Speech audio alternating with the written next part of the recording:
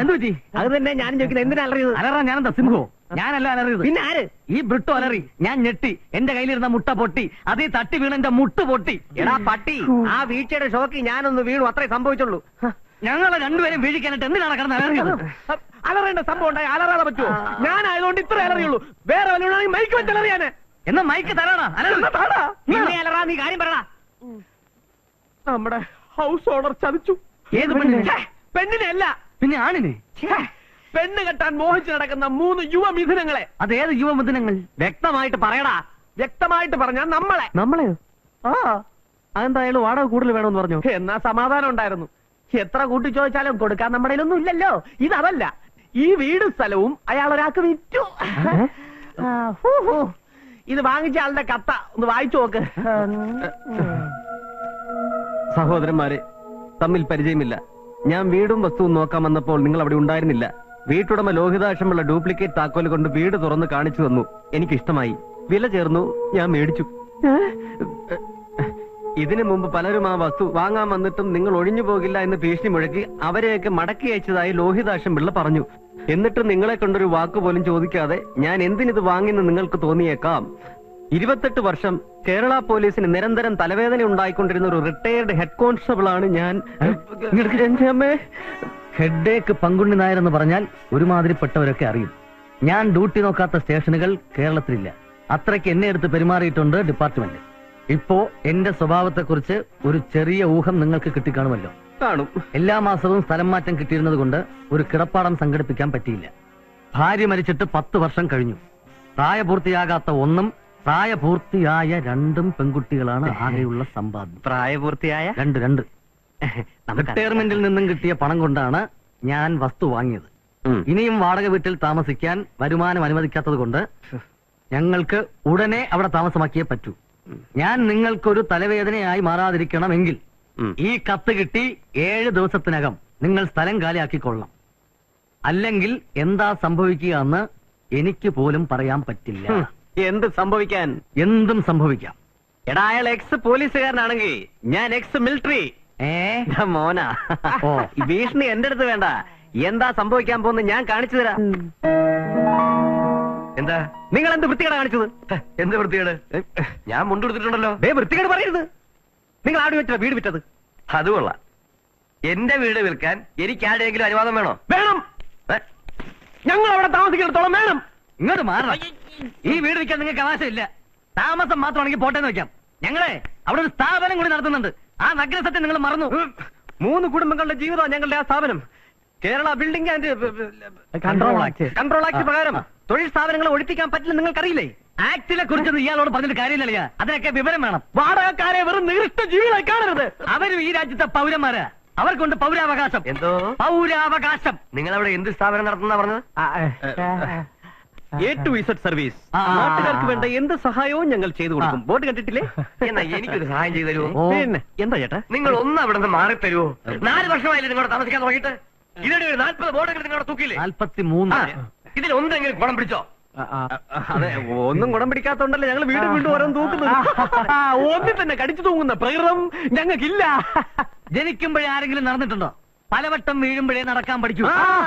നിങ്ങൾ എത്ര വട്ടം വേണേലും നടക്കാൻ പോണില്ല. ഓരോ വീഴ്ചയിലും മുടന്ത് കൂടുന്നേ ഉള്ളൂ. ബിസിനസ് പച്ചപിടിക്കണമെങ്കിലേ ശകലം ബുദ്ധിയും സാമർഥ്യവും വേണം. ദൈവം സഹായിച്ച് അത് രണ്ടും നിങ്ങൾക്ക് 3 പേർക്കും ഇല്ല. ഉണ്ടോ ഇല്ലയോ നിങ്ങൾ കാണിച്ചു തരാം. റിട്ടയർഡ് കോൺസ്റ്റബിൾ അല്ല, റിട്ടയർ ചെയ്യാത്ത IG വന്നാൽ പോലും ഞങ്ങൾ അവിടുന്ന് മാറുന്ന പ്രശ്നമില്ല. വെറുതെ വാശി പിടിക്കരുത്. പങ്കുണ്ണി നായരെ നിങ്ങൾക്ക് അറിയാമയ്യാഞ്ഞിട്ടാ. പങ്കുണ്ണി നായരല്ല, അയാൾ അച്ഛൻ പളങ്കുണ്ണി നായർ എന്ന് പറഞ്ഞാലും ശരി. ഞങ്ങൾ അവിടുന്ന് മാറ്റാമെന്ന് ഒരു ഉണ്ണിയും വിചാരിക്കണ്ട. തീർച്ചയാണോ?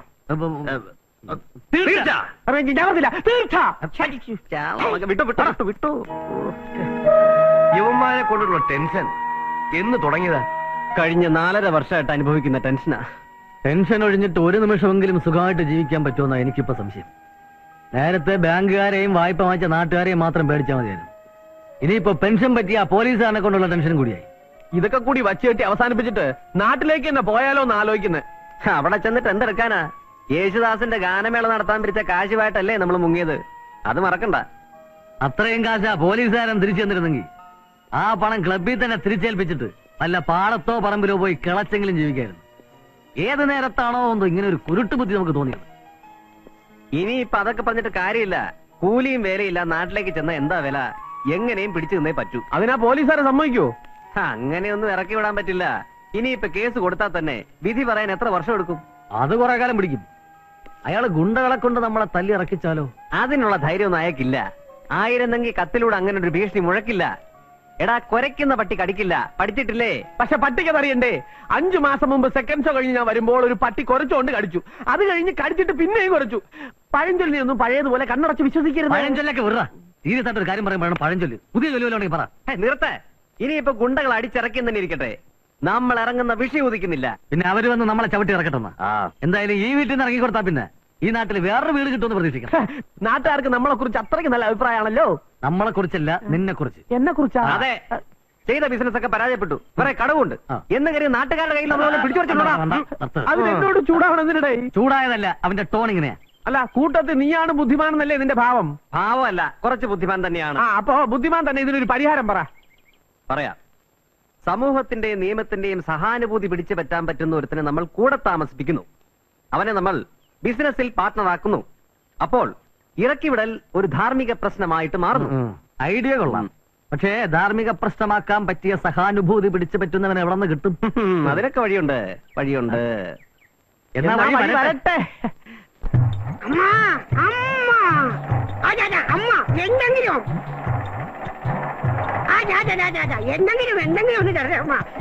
നിക്കട്ടെ. ആ, മറ്റു കാര്യങ്ങളൊക്കെ ദാസപ്പൻ പറഞ്ഞല്ലോ. പറഞ്ഞു. ടേംസ് ആൻഡ് കണ്ടീഷൻ എനിക്ക് സമ്മതമാണ്. പക്ഷെ എനിക്ക് റിക്വസ്റ്റ് ഉണ്ട്. എന്തോന്നാ? ഇപ്പൊ കൊണ്ടുവന്ന പോലെ എന്നും രാവിലെ എന്നെ ജംഗ്ഷനിൽ ഇറക്കി വിടണം. രാത്രി അതേപോലെ കെട്ടി വിളിച്ച് തിരിച്ചു വിളിച്ചോണ്ട് വരുവാൻ വേണം. കെട്ടി വലിക്കാം. ഒരു ദിവസം ഒരു നേരമെങ്കിലും തെണ്ടിയില്ലെങ്കിൽ എനിക്ക് ഉറക്കം വരില്ല. അത് കുഴപ്പമില്ല, നമ്മുടെ ദാസപ്പന് ഒരു ജോലിയും കൂടെ ആയല്ലോ. ദാസപ്പനൊരു ജോലിയായി. അതെ, ഈ സാധനത്തിന് ഡെയിലി കെട്ടി വലിക്കാനേ ഈ സ്കൂട്ടറിൽ പെട്ട് പഠിക്കാൻ നിന്റെ അച്ഛൻ കാശ് കൊണ്ടുവരും. അല്ല, എന്റെ അച്ഛനാണോ നിന്റെ അച്ഛൻ? ഞാൻ തിരക്കിട്ട് പറയാം. അതെ, അത് ഞാൻ മാനേജ് ചെയ്യണം. നിങ്ങൾ എന്നെ വെറും ഒരു തെണ്ടിയായിട്ട് മാത്രം കാണരുത്. പിന്നെ എന്തായിട്ട് കാണണം? സെൽഫ് എംപ്ലോയ്മെന്റ് സ്കീമിൽ ബാങ്കിൽ നിന്നും ലോൺ എടുത്ത് തെണ്ടുന്ന ഒരു തെണ്ടിയാണ് ഞാൻ. തെണ്ടാനും ബാങ്കിൽ ലോൺ കൊടുക്കൂടെ? തെണ്ടാൻ ലോൺ കൊടുക്കൂല, പക്ഷേ ലോൺ എടുത്താൽ തെണ്ടും. പിന്നെ നീലന് ലോൺ കിട്ടിയെന്ന് പറഞ്ഞതോ? അതീ പലയ്ക്ക് ബാങ്കിന്റെ ഹൈപ്പോത്തിക്കേഷൻ ബോർഡ് വെക്കാൻ മാനേജർ ശാഠ്യം പിടിച്ചു. ഞാൻ പറ്റില്ല എന്ന് പറഞ്ഞു. അതെന്ത്? ബാങ്കിന്റെ പരസ്യം ചുമന്നുള്ളതൊക്കെ നമ്മളത്രയ്ക്ക് ചീപ്പാണ്. നീലന് കുടിക്കാൻ എന്താണ് വേണ്ടത്? ഈ ഏരിയയിൽ എന്ത് കിട്ടും? ബ്രാൻഡിയോ വിസ്കിയോ? വിഷമിക്കണ്ട, ഞാൻ മദ്യപിക്കില്ല.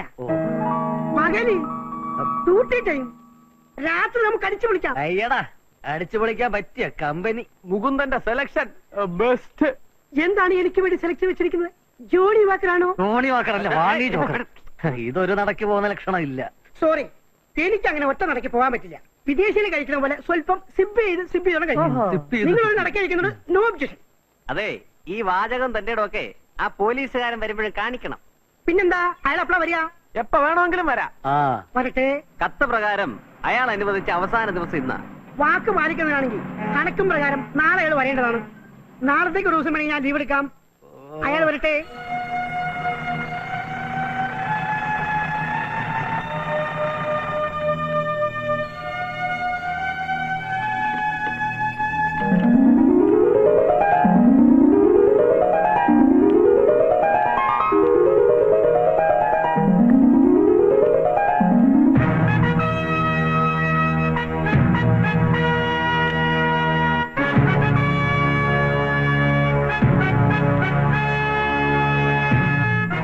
ഇതാണ് നമ്മുടെ വീട്. നിങ്ങൾ അകത്തേക്ക് വെക്കൂ. ഇവിടെ പോന്നു.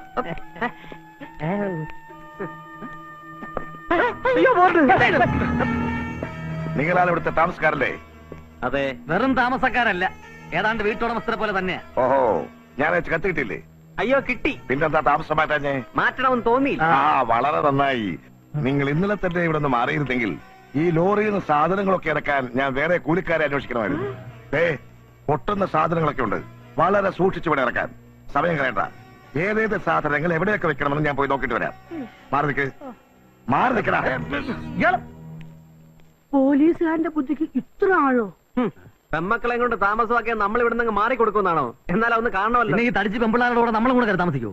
അളിയ, അയാളുടെ കട്ടിലും കക്കൂസും ഒക്കെ ചുമക്കേണ്ടി വരുന്നതിന് മുമ്പ് നമുക്ക് ഇവിടുന്ന് വലിയാം. അതാ നല്ലത്. ഞാനൊരു വികലാംഗനായി പോയി എന്റെ ഭാഗ്യം. അല്ലെങ്കിൽ അലമാരിയൊക്കെ ചുമന്ന് എന്റെ ഊപ്പാട് വന്നേന്. നിങ്ങൾ ഇങ്ങനെ ഭീരുക്കളായാലോ? പേടിയുള്ളവരൊക്കെ പൊക്കോ. ഓക്കെ, ഞാൻ ഇടയിൽ അറിഞ്ഞതേ വരുന്നുള്ളൂ. അളിയ നീ വരുന്നില്ലേ? മോന്തയ്ക്ക് കടിച്ചിരും.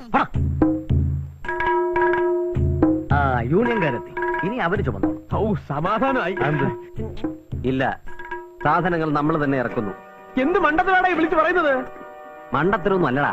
എടാ, നമ്മുടെ ശക്തി തെളിയിക്കാൻ പറ്റിയ അവസരമായത്. ആരോടാ കളിക്കുന്നെന്ന് ആ പോലീസുകാരനൊന്ന് അറിയട്ടെ.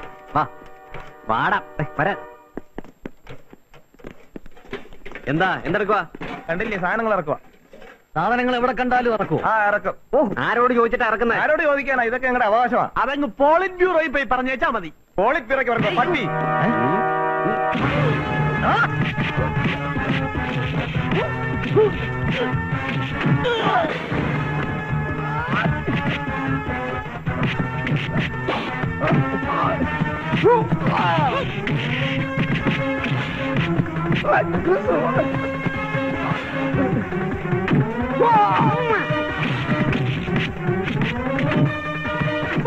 അവിടെ ഭയങ്കര അടി നടക്കുന്നു. അവന്മാർ രണ്ട് കൊള്ളട്ടടി. നിങ്ങൾ ഇങ്ങനെ കാര്യം നോക്ക്. ഓ, റിട്ടയർഡായി പോയല്ലോ. ഇല്ലെങ്കിൽ എല്ലാത്തിനും തൂക്ക് ഞാൻ അകത്തിട്ടേനെ. ഓ,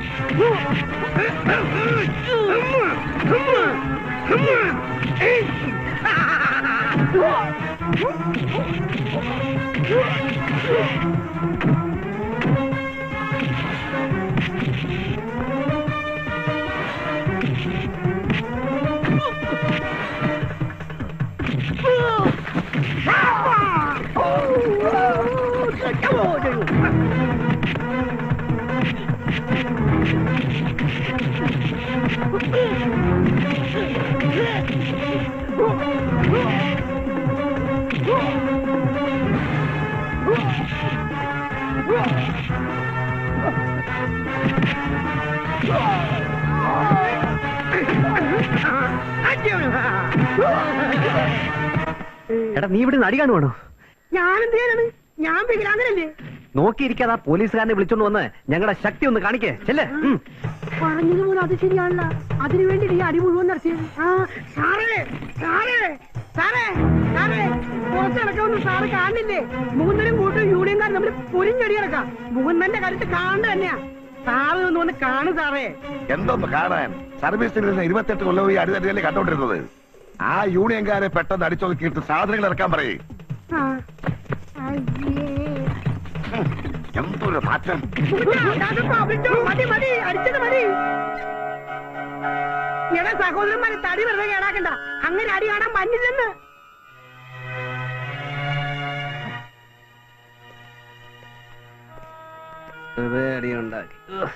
പിന്നൊരു കാര്യം, അയാളും മക്കളോട് നിങ്ങളുടെ സാധനം പറക്കി വെക്കണ്ട്. ഇന്ന് സ്ഥലം കാര്യമാക്കേണ്ടി വരും. അത് തീർച്ച.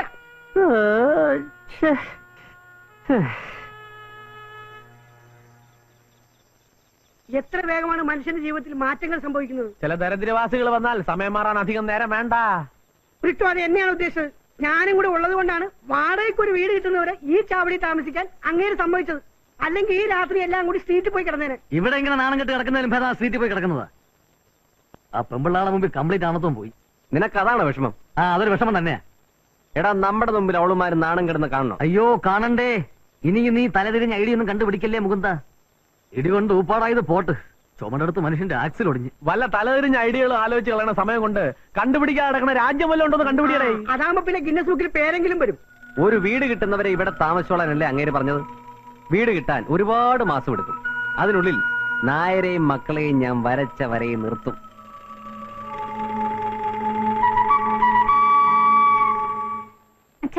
അപ്പുറത്ത് വലിയ ഗൂഢാലോചന നടക്കുന്നു. നടക്കട്ടെ, അതിനൊന്നും നിങ്ങൾ കാതു കൊടുക്കാൻ പോകണ്ട. ഉടനെ ഒന്നും വേറെ വീട് നോക്കാനുള്ള പരിപാടി ഇല്ലെന്നാ തോന്നണേ. അതൊക്കെ ഞാൻ ഏറ്റു. യവന്മാരെക്കാളും വലിയ ഉടുമ്പോലെ കണ്ടിട്ടുള്ളവനാ ഞാൻ. പിന്നെയാണ് നരുത്ത നീർക്കോടികള്. നീർക്കോലി കടിച്ചാലും അത്താഴം മുടങ്ങും. ഒരു നേരത്തേക്കല്ലേ, അത് സാരയില്ല. സാധനങ്ങളെല്ലാം ഒതുക്കി കഴിഞ്ഞെങ്കിൽ നിങ്ങൾ വല്ലതും കഴിച്ച് കിടക്കാൻ നോക്ക്. അച്ഛൻ കഴിക്കുന്നില്ലേ? എനിക്കെന്തോ നല്ല വിശപ്പ് തോന്നുന്നില്ല. അച്ഛൻ എന്താ ആലോചിക്കുന്നത്? അവളെ പറ്റി തന്നെ. അല്ലാതെ ഈ അച്ഛൻ ആരെ പറ്റി ആലോചിക്കാനുള്ളത്? സ്വന്തമായിട്ടൊരു കിടപ്പാടം ഉണ്ടായപ്പോ അത് കാണാൻ അവള് നമ്മുടെ കൂടെ ഇല്ലാതെ പോയല്ലോ.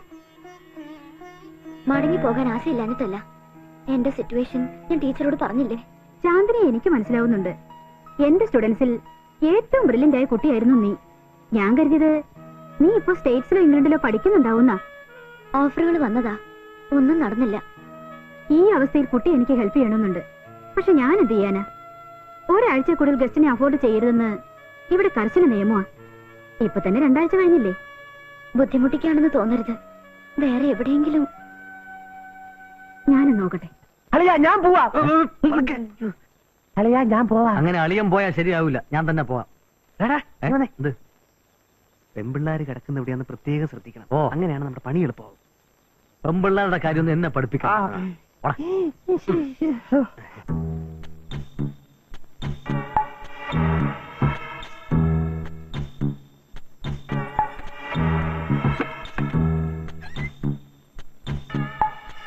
ചന്ദ്രമാമയും ചന്ദ്രലേയും ഒരു മുറിയിലായിരിക്കാനും സാധ്യത. ഒക്കേനും ഇളയവൾ ചന്ദ്രകല, അവൾ തന്റെ കൂടെ ആയിരിക്കും. ഇവളമാരെ പേരൊക്കെ നിനക്ക് എങ്ങനെ അറിയാം? ഒരു ആൻഡ്രി ക്യാബ് ഇതൊക്കെ നിസ്സാരം. പുറമേലുള്ള അവയവങ്ങൾക്ക് ദൈവം അംഗവൈകല്യം തന്നുള്ളൂ. അതും കൂടെ ചേർത്ത് ബ്രെയിൻ, നല്ല ബ്രെയിൻ. അത് ഈ മുടി കണ്ടാൽ അറിയാം.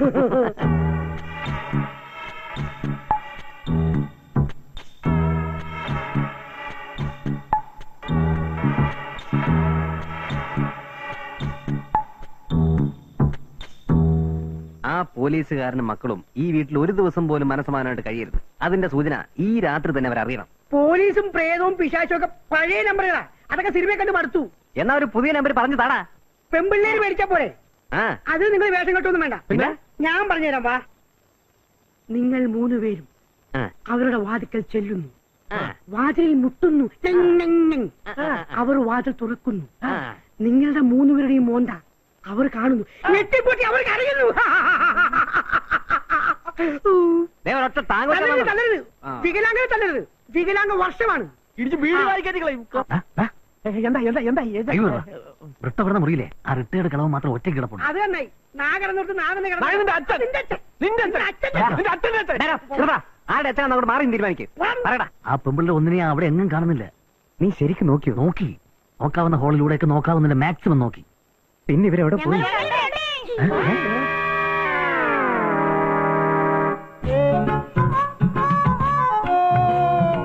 ഞങ്ങളെ വരച്ച വരയിൽ നിർത്താൻ എവിടെയാ വര വരയ്ക്കുന്നെന്ന് അറിയാൻ നിന്നതാ. അല്ല, ഇന്ന് തന്നെ സാധനം പറക്കുന്നോ അതോ മീശ എടുക്കുന്നോ? അല്ലെങ്കിൽ ആത്മഹത്യ? ഇതിലേത് വഴിയാ സാറുമാര് സ്വീകരിക്കാൻ പോന്നത്? എല്ലാവരും പറഞ്ഞത് കേട്ടല്ലോ. Good night. Good night. നിങ്ങൾക്ക് ബാഡ് നൈറ്റ്. ചവിട്ടി ഇതിന്റെ കൈകൂടെ ഞാൻ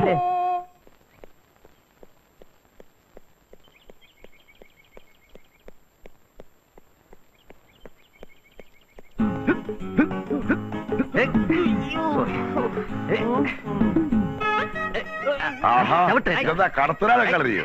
വ്യായാമം ചെയ്ത് ശരീരം പുഷ്ടിപ്പെടുത്തി ഇവിടെ തന്നെ കൂടാനാണോ പാവം? ആ, വേറൊരു വീട് കിട്ടുന്നവരെ ഇവിടെ കഴിഞ്ഞല്ലേ പറ്റൂ. അതുവരെ ശരീരം തോക്കാതിരിക്കാൻ പറ്റുമോ? ആ, ശരീരം ബോർഡ് പിടിപ്പിച്ച് നീയൊക്കെ സൗന്ദര്യ മത്സരത്തിന് പോരാ. എന്ത് മത്സരത്തിന് പോകണമെന്നുള്ളത് ഞങ്ങൾ തീരുമാനിച്ചോളാം. വ്യക്തിപരമായ കാര്യങ്ങളിൽ ഇടപെടണ്ട. വ്യക്തിപരമൊക്കെ നിന്റെ വീട്ടില് എന്റെ വീട്ടുമുറ്റത്ത് എന്ത് നടക്കണമെന്ന് ഞാൻ തീരുമാനിക്കും. വല്ല തരികിട വേലത്തിരകൾ ഇറക്കി ഇവിടെ കുളിച്ചുകൂടാവുന്ന മനസ്സിൽ മോഹമുണ്ടെങ്കിൽ അത് നീയൊക്കെ ഫ്രിഡ്ജ് വെച്ച് പൂട്ടിയേക്ക്. ഓ, വേറെ വീട് കിട്ടാതെ മാറാൻ പറ്റുമോ? വീട് കിട്ടാതെ നീയൊക്കെ ഇവിടുന്ന് മാറുന്ന കാണണോ? കാണാൻ പറ്റൂ. കൂടും കുടുക്കൊക്കെ എടുത്ത് വഴിയിലോട്ട് എറിയാൻ എനിക്ക് അറിയാമല്ലായിട്ടല്ല. ഇത്തിരി മനുഷ്യപ്പറ്റ് കാണിച്ചപ്പോ തലക്കേറി തരകുന്നോ? കള്ളന്മാരെ കൊലപാതകളെ മൂക്കൊണ്ട് ഇണ്ണാന്ന് വിളിച്ച പങ്കുണ്ടി താരനാണ് കളി. തെറ്റിയ തൊട്ടിയാ തൊട്ടി. ഓ, ഈ സാധനം ഇതിനകത്തുണ്ടായിരുന്നു. ഒരു തൊട്ടിയുടെ കാര്യം പറഞ്ഞ കേട്ടു. അല്ല, ഒരു കുപ്പത്തൊട്ടിയുടെ കാര്യം പകുതി വിലക്കാണെങ്കിൽ ഞാൻ എടുത്തോളാം. നിന്നെ ഇന്ന് ഞാൻ കണ്ട് പൊട്ടിക്കാന്ന് വെച്ചാൽ ഇത് വകുപ്പ് വേറെ ആകുമല്ലോ. ഒരു കാര്യം ഞാൻ പറഞ്ഞേക്കാം. റിട്ടയർഡ് ആയിട്ട് 1 വർഷമേ ആയിട്ടുള്ളൂ. ഈ 1 വർഷത്തിനകം ഞാൻ ഒരു പട്ടിയെ തല്ലിയിട്ടില്ല. റിട്ടയർഡ് ആയാലും ഒരു പോലീസുകാരനെ തല്ല നിയന്ത്രിക്കാൻ ഒക്കില്ല. എന്റെ കൈയുടെ തരിപ്പ് തീർക്കാൻ ദൈവം നിന്നെയൊക്കെ കൊണ്ട് അയച്ചാണ് തോന്നുന്നു. എടാ, നിന്നെ കാണുമ്പോ ആ വിഗ്രഹമോഷ്ടാവ് അന്തോണിയാ എനിക്ക് ഓർമ്മ വരുത്തേ. തന്നെ അവൻ എന്റെ കയ്യിൽ നിന്ന് മേടിച്ചതിന് കൈയും കണക്കുമില്ല. ഞാൻ ചാർജ് ചെയ്ത ഒരു കേസിൽ 9 വർഷം വിയൂർ സെൻട്രൽ ശിക്ഷ അനുഭവിച്ച ഒരുത്തരുണ്ടായിരുന്നു, ഒരു ബലാത്സംഗ വീരൻ. നിനക്ക് അവന്റെ അതേ ഛായടാ. Thank you. പോക്കറ്റ് എടുക്കാതെ പൊണ്ണപ്പുരെ പുലർത്തിനോട് ഉണ്ടായിരുന്നല്ലോ, അവരോടെ സാറിനെ കാണുമ്പോഴേ ഞങ്ങൾക്ക് ഈ പിച്ചക്കാരനെയാ ഓർമ്മ വരുന്നത്. വീട് കിട്ടാതെ എങ്ങനെ മാറുമെന്നല്ലേ പറഞ്ഞത്? ആ. വീട് വാടകയ്ക്ക് എടുത്ത് കൊടുക്കുന്ന ബ്രോക്കറോട് ഞാൻ വരാൻ പറഞ്ഞിട്ടുണ്ട്. ആ. ഓ എത്ര വാടകയ്ക്കുള്ള വീട് വേണമെന്ന് പറഞ്ഞാൽ മതി, അയാൾ തപ്പിത്തരും. പിന്നെ അയാൾക്കുള്ള ബ്രോക്കർ ഫീസ് ആ. രണ്ടുപേരും കൂടെ കൊടുത്താൽ മതി. തന്നെ അച്ഛാ ഞങ്ങൾ ഇറങ്ങുന്നു. പരിചയമില്ലാത്ത സ്ഥല രണ്ടുപേരെ സൂക്ഷിച്ചു പോണം. കൊച്ചവളെന്തിയേ? അവള് മുറിയിലിരുന്ന് പഠിക്കുന്നു. ആ, അവരുടെ ടി സി നാളെ പോയി മേടിക്കാം. തിങ്കളാഴ്ച മുതൽ അവർക്ക് പോവാലോ. ആ ചെല്ല്.